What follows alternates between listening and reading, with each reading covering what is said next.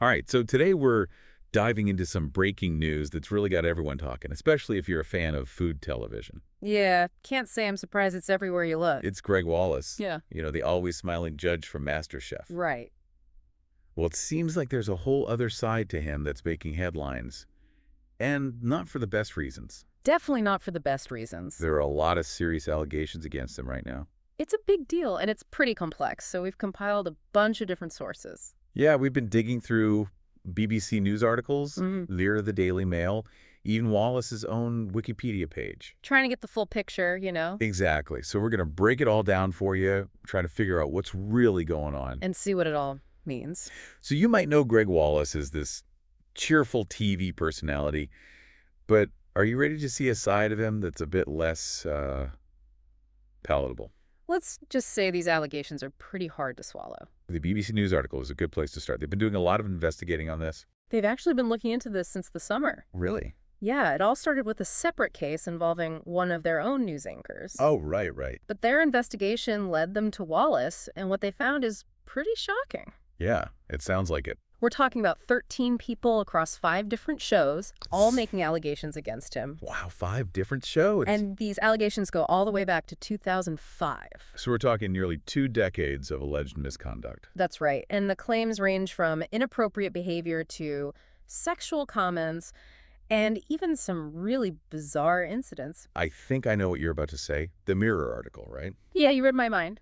They reported that Wallace walked onto the set of MasterChef completely naked. Well, almost completely naked. He had a sock on his. Yeah, let's just leave it at that. Okay, moving on. It's definitely one of the more outrageous allegations, but shocking as it is, it doesn't necessarily point to a pattern of behavior. Right, it's more of a one-off kind of thing. Yeah, what's more concerning are the claims that suggest a consistent disregard for professional boundaries. Like the allegations of sexual misconduct. Exactly. BBC News interviewed Christy Wark. Oh, wow, she's a legend. Right, she was a contestant on Celebrity MasterChef back in 2011. And she claims that Wallace made some pretty inappropriate jokes during filming. And she called them sexualized jokes, so, it wasn't just your typical off-color humor. It makes you wonder what kind of environment they were working in. I know, and it gets even more interesting when you look at the Daily Mail's coverage of that season. What did they say? Well, Kirsty Wark actually had a lot of good things to say about the show. Okay. And she praised John Jarrod, her co-host, quite a bit. But there's no mention of Gregg Wallace anywhere. almost like she was deliberately avoiding any association with him. Exactly. It makes you think. And then there's the 2018 incident on impossible celebrities. Oh, yeah, that was a big one. The BBC actually issued Wallace a formal warning after they received complaints about his behavior on set. Yeah, they conducted an investigation and concluded that many aspects of his behavior were unacceptable and unprofessional. That's pretty damning. It is, and it raises a lot of questions. Like, why did it take so long for these allegations to come to light? And were there any real consequences for Wallace's actions back then? He got a warning, but did anything really change? That's what we're trying to figure out. And of course, the big question is, how will this new wave of allegations impact Wallace's career? Right, he stepped down from MasterChef for now, but can he realistically come back from this? He's definitely denying everything. Yeah, his lawyers told BBC News that it's entirely false that he engages in behavior of a sexual harassing nature. And back in October, when some of these claims first started circulating, Wallace posted a statement on Instagram I saw that. saying he didn't say anything sexual. Interesting. But he didn't really address the broader allegations of inappropriate behavior. Seems like a carefully worded denial. And just yesterday, he shared another video thanking people for their support, but again, not really addressing the accusations head on. Trying to control the narrative, perhaps? Maybe, but is it enough? That's the million-dollar question. And we can't talk about this without mentioning social media. Right. The whole other beast in these kinds of situations. It's a double-edged sword, isn't it? Totally. On one hand, it gives a voice to those who might not have been heard before, Absolutely. but it can also turn into a breeding ground for speculation and judgment. Before all the facts are even out there. Exactly. It's been wild to see how this story's unfolded online. Yeah, those Instagram posts from Wallace, they've definitely sparked a lot of debate. Oh, yeah, for sure. Some people see them as genuine expressions of gratitude, Right, just him trying to connect with his supporters, but others see it as a calculated move to deflect from the accusations. trying to control the narrative. Exactly. And then you have people like Rod Stewart chiming in. Oh, yeah, I saw that. He went on a rant about Wallace on social media. Calling him a tubby bald-headed, ill-mannered bully. Ouch. And he even accused Wallace of humiliating his wife, Penny Lancaster, when she was on Celebrity MasterChef. Wow, that's adding fuel to the fire for sure. It definitely is. It's a reminder that social media can be incredibly powerful, It can hold people accountable, but it can also be so damaging, especially when things move so fast. right? Reputations can be destroyed in a matter of hours. Which brings us back to the question of Wallace's career. Yeah, he's built his brand on this image of being this fun-loving, larger-than-life foodie.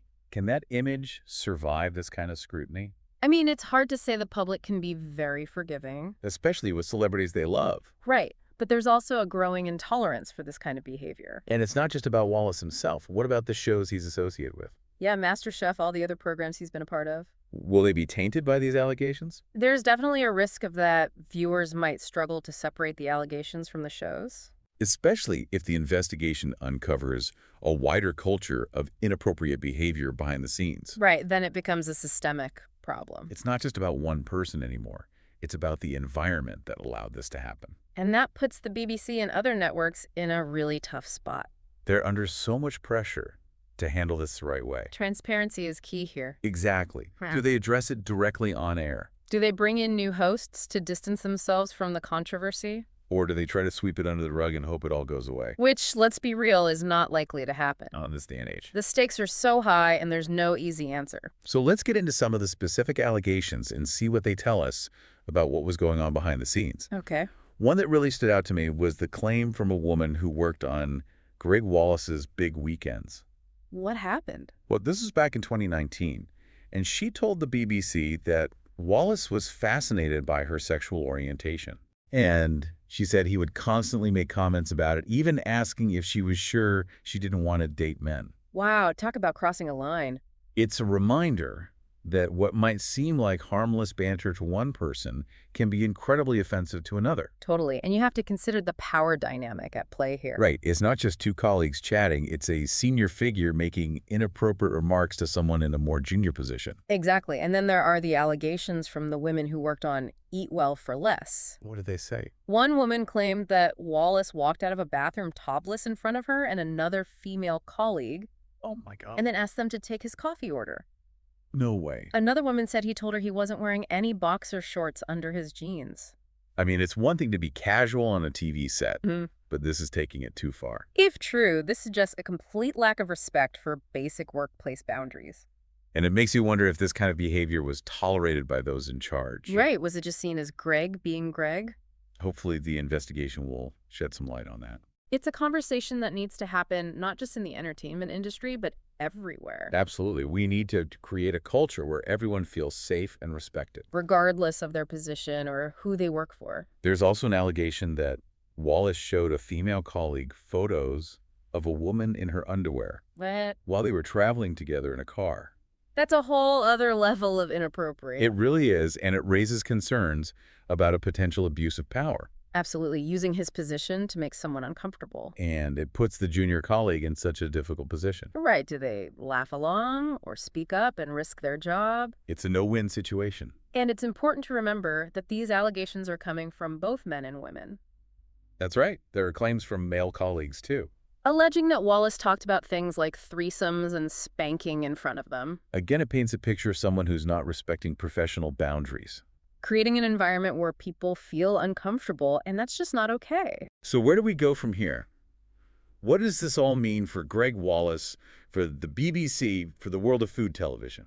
Well, we're waiting for the results of the investigation. Right. But I think this case has already started an important conversation.